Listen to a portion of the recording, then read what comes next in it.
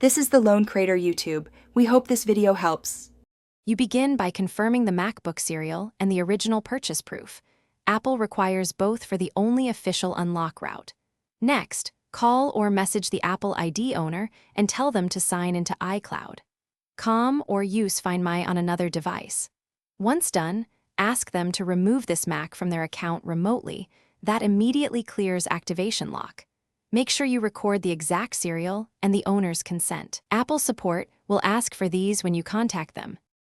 You now open Apple support and choose Repairs or Activation Lock Help, or schedule an in-person appointment.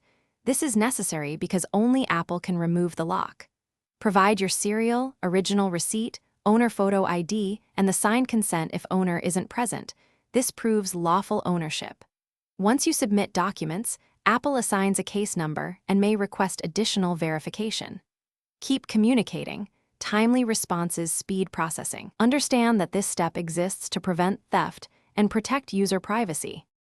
You complete the process by following Apple's final instructions.